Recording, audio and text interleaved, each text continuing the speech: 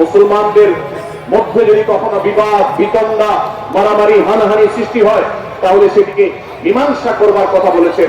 অতএব যদি কোনো স্বামী স্ত্রীর মধ্যেও কখনো মনোমালিন্য তৈরি হয়, আপনার যদি সেখানে ভূমিকা রাখবার সুযোগ থাকে, আপনি চেষ্টা করবেন উভয়ের মধ্যে দূরত্বটা কমাবার জন্য।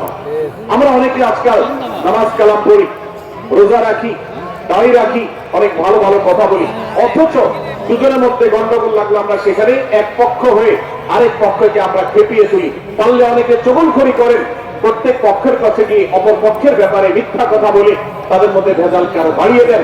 এই জন্য নবী সাল্লাল্লাহু আলাইহি ওয়াসাল্লামের ঐতিহাসিক হাদিস রয়েছে, লা ইয়াদখুলুল জান্নাতা নাম্মাম, যে ব্যক্তি চগলখড়ি করে, দুজনের মধ্যকার গন্ডগোল ফাসাদ বৃদ্ধিতে যে ব্যক্তি ভূমিকা রাখে, ভেজাল লাগায়, এই চগলখোর কখনো জান্নাতে যাবে না। আমাদের অনেকেরই এই দুঃস্বভাব আছে, এই খারাপ চরিত্র আছে। সূরা হুজুরাত, এই জন্য আমাদের আজকের যে সমাজ বাস্তবতা আছে, আমাদের যে ব্যাধি আছে ব্যক্তিগত পর্যায়ে, আমাদের পরিবারের সমাজের সর্বত্র যে ব্যাধিগুলো ছেয়ে গেছে, সূরা হুজুরাতের প্রতিটি আয়াত যেন সেই ব্যাধির সবচেয়ে বড় মহৌষধ, সেজন্য সবচেয়ে বড় প্রতিষেধক, সেজন্য সবচেয়ে বড় সমাধান। এই জন্য আমি বলেছি শুরুতে, আমার যদি আল্লাহ শক্তি সামর্থ্য দিতে, প্রত্যেক মুসলমানের হাতে পায়ে ধরে সূরা হুজুরাতের 18টি আয়াত, প্রত্যেকটি আয়াত আমি আমার মুসলমান ভাইদেরকে বলতাম, বারবার পড়ুন, বারবার পাঠ করুন, বোঝার চেষ্টা করুন, জীবনকে পরিবর্তন করুন। এদেশে নামাজি মুসলমান আপনি কম বেশি পাবেন, এদেশে রোজাদার মুসলমান কম বেশি পাবেন, এদেশে হজ আদায়কারী মুসলমান কম বেশি পাবেন, এদেশে তাসবিহরত মুসলমান কম বেশি পাবেন, কিন্তু এদেশে আচার আচরণ, কাজ কারবার, আখলাক এবং বান্দার হক এবং অধিকার, অন্যের অধিকার সংশ্লিষ্ট বিষয়ে সচেতন মুসলমান আপনি খুব বেশি পাবেন না। আর এই জন্যই আমাদের জান্নাতের পথে অনেক বড় অন্তরায় হয়ে আছে। আজ আমাদের চরিত্রগুলো নষ্ট হয়ে গেছে। আমরা নামে মুসলমান, আমরা চগলখড়ি করি, আমরা নামে মুসলমান, দুজনের মধ্যে গন্ডগোল সৃষ্টি করে দেই। গন্ডগোল আগে থেকে সৃষ্টি থাকলে সেটাকে বাড়াবার চেষ্টা করি।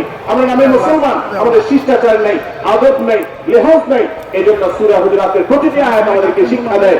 আল্লাহ তাআলা আমাদের সকলকে এই শিক্ষাগুলো আজকের এই মাহফিল থেকে আমাদের বুকের ভেতরে পরম যত্ন সহকারে নিয়ে যাওয়া এবং আমাদের জীবনকে পরিবর্তন করার তৌফিক দান করুন। ভাই আমার, তৃতীয় এই শিক্ষা বিশেষ করে আমি বলতে চাচ্ছি, চতুর্থ আয়াতে আল্লাহ রাব্বুল আলামিন আমাদেরকে বলেছেন, আমরা যেন কেউ কাউকে নিয়ে বিদ্রুপ না করি, ব্যঙ্গ না করি, কেউ কাউকে যেন বাজে নামে না ডাকি, কেউ যেন কাউকে খোঁচাখুচি না করি, কেউ যেন কারোর নাম বিকৃত করে তাকে না ডাকি।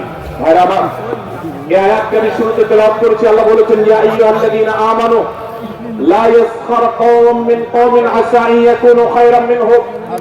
হে ঈমানদারেরা, হে মুসলমানেরা, তোমাদের কেউ যেন অন্য কারোর নাম ধরে অন্য কাউকে ব্যঙ্গ বিদ্রুপ ঠাট্টা না করে। আমরা একে অন্যকে নিয়ে ঠাট্টা করি কি করি না? বিদ্রুপ করার রোগ আমাদের মধ্যে আছে না নাই? ভাইরা আমার, জাগতিক বিষয় তো আছেই, এমনকি দুর্ভাগ্যজনক বাস্তবতা হলো ধর্মের নামে, ইসলামের নামে একদল মুসলমান অপর দল মুসলমানকে নিয়ে হাসি, ব্যঙ্গ, বিদ্রুপ, রাশারাশি এবং নাম বিকৃত করা এবং কোচাকুচি করা, এই কাজগুলো আমাদের মধ্যে আছে না নাই? আমরা যারা ইসলামের খেদমত মনে করে আমার ভিন্ন মতের, ভিন্ন দলের মুসলমানকে কোচাকুচি করি, আমরা যারা আল্লাহর খেদমত মনে করে, ইসলামের সেবা মনে করে, দাওয়াতের কাজ মনে করে, ইসলাম প্রচার মনে করে ভিন্ন মতের অন্য দলের মুসলমানকে নিয়ে ব্যঙ্গ বিদ্রুপ আর হাসাহাসি করি, তাদেরকে সোশ্যাল মিডিয়াতে, অনলাইনে, অফলাইনে তুচ্ছ-তাচ্ছিল্য করি, আল্লাহর শপথ করে বলছি, এটা ইসলামের সেবা নয়, এটা হলো প্রবৃত্তির পূজা, এটা হলো আপনার নফসের পূজা, এটা হলো আপনার প্রবৃত্তির গোলামি করা, এটা আল্লাহর গোলামি নয়, এটা ইসলামের খেদমত না, এটা ইসলামের 12টা বাজানো। ভাইরা আমার, কোন অবস্থাতে একজন মুসলমান অন্য মুসলমানকে নিয়ে ব্যঙ্গ বিদ্রুপ করতে পারে না। আমার মুসলমান ভাই যদি কোনো ভুল কথা বলে, ভুল কাজ করে, আমি যথাযথ নিয়মে তাকে সংশোধনের চেষ্টা করব, সমালোচনা করার দরকার হলে সেটাও করব, কিন্তু হাসাহাসি নয়, বিদ্রুপ নয়, ব্যঙ্গ করা নয়। আজ আমাদের তরুণদের মধ্যে এটা একটা আর্টে পরিণত হয়েছে। আপনারা রোস্টিং ভিডিওর কথা কম বেশি সবাই জেনে থাকবে। রোস্টিং ভিডিওর কথা আপনারা জানেন কি জানেন না? ভাইরা আমার, রোস্টিং ভিডিও নামটা দেখে, অর্থাৎ কাউকে রোস্ট করা। আমরা মুরগি রোস্ট করার কথা জানি, এখন মানুষ রোস্ট করার সিস্টেম শুরু হয়েছে। একজন মানুষের কোনো ভুল কিছু পেয়েছেন, অবশ্যই আপনি সমালোচনা করবেন। আপনি একজন মুসলমান হিসেবে জানতে হবে কারণ ভুলের সমালোচনার মূলনীতি আছে না নেই। কোরআন এবং সুন্নাহ বাতানো যে প্রিন্সিপাল, সেটাকে লক্ষ্য করে, সেটাকে আমলে নিয়ে, সেটাকে ধরে ধরে যদি আপনি সমালোচনা না করেন, তাহলে আপনার এই সমালোচনা এটাই আপনাকে জাহান্নামে নেওয়ার কারণ হতে পারে।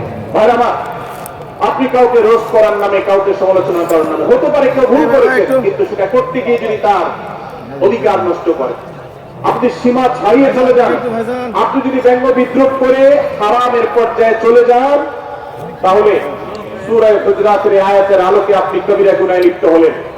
আমরা অনেকেই আছি যে ব্যক্তিগত পর্যায়ে এই বিদ্রুপ করাটাকে আমরা কোনো বিষয় মনে করছি। সোশ্যাল মিডিয়াতে অনেকগুলো ভিডিও ক্লিপ আছে, আপনাদের চোখে নিশ্চয়ই পড়েছে, আমার চোখে বহু পড়েছে, যে অনেক সময় দেখা যায় বিনোদনের নামে কাউকে খোঁচাখুচি করা, কাউকে অপমান করা, কাউকে হয়তো ধাক্কা দিয়ে পানিতে ফেলে দেয়া, কাউকে কষ্ট দেয়া, কাউকে হয়তো প্রতারিত করা, এটাকে আমরা এনজয় করি। অনেক ভিডিও ক্লিপে দেখা যায় এভাবে কাউকে কোনোভাবে অপমানিত করে, কাউকে কোনোভাবে বোকা দিয়ে, বোকা বানিয়ে আমরা এনজয় করি, আমরা হাসাহাসি করি। আমাদের রুচি নষ্ট হতে হতে আজ এই পর্যায়ে এসেছে যে এটা আমাদের এনজয়ের বিষয় হয়েছে, এটা আমাদের আনন্দের বিষয় হয়েছে। ভাইরা আমার, সূরা হুজুরাতের এই আয়াত, অর্থাৎ 11 নম্বর আয়াত, এই আয়াত বলছে আমাদের জন্য কোন মুসলমানকে, কোন মানুষকে ব্যঙ্গ বিদ্রুপ করা হারাম। কোন মুসলমানকে ব্যঙ্গ বিদ্রুপ করা কি হারাম।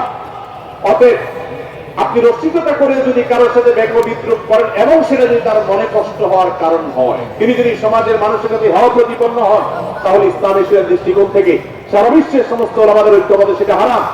আমরা চুরি করা হারাম জানি, আমরা ডাকাতি করা হারাম জানি, আমরা মাদক সেবন করা হারাম জানি, আমরা নামাজ ত্যাগ করা হারাম জানি।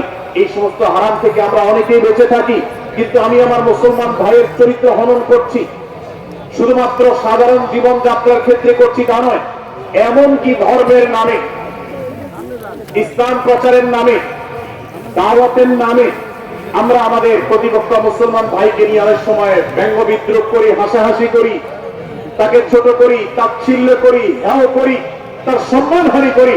আমরা জানি না আমাদের প্রিয় নবী সাল্লাল্লাহু আলাইহি ওয়াসাল্লাম এর একটা হাদিস আমাদের সামনে রয়েছে, সহিহ মুসলিমে বর্ণিত হয়েছে। নবী করিম সাল্লাল্লাহু আলাইহি ওয়াসাল্লামের এই হাদিস আজ সবচেয়ে অসহায় হাদিস। অসহায় হাদিস এজন্য বললাম যে আজকের এই হাদিসের উপরে কেউ আমল করে না, এই হাদিসটাকে কেউ পাত্তা দেয় না, এই হাদিসকে কেউ গুরুত্ব দেয় না। অথচ এই হাদিস প্রত্যেক মুসলমানের বুকে বুকে ঝুলিয়ে রাখা দরকার। এই হাদিস আমাদের ঘরে ঘরে ঝুলানো দরকার। এই হাদিস আমাদের অফিসগুলোতে শোভা পাওয়া দরকার।